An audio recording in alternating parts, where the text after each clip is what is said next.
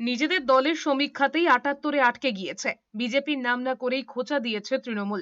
দলের নেতা তথা তৃণমূল প্রার্থী কুণাল ঘোষ বলেছেন, নিজেদের করা অভ্যন্তরীণ সমীক্ষাতেই হারের গন্ধ পেয়ে গিয়েছে। গোপন নথির প্রসঙ্গ টেনে কুণাল ঘোষ জানিয়েছেন, কোনো অবস্থাতেই ৭৮-এর বেশি আসন পাবে না। শনিবার সাংবাদিক বৈঠক থেকে বিজেপির নাম না করে কুণাল ঘোষ বলেছেন, ওই দলের কেন্দ্রীয় নেতৃত্ব পশ্চিমবঙ্গের ২৯৪ আসনে সমীক্ষা চালিয়েছে। সেই সমীক্ষার ফল এখন দলের নেতাদের রাতের ঘুম কেড়ে নিয়েছে।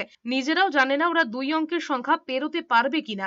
৬ জন নেতা বসে, শীর্ষ নেতা বসে পশ্চিমবঙ্গের প্রত্যেকটা সিট ধরে তারা যেটা করেছেন তাতে দেখা যাচ্ছে তৃণমূল কংগ্রেস বিপুল গরিষ্ঠতা নিয়ে ফিরছে এবং ভারতীয় জনতা পার্টির মূল টার্গেটেড সিট ৭৮-এর বেশি উঠছে না।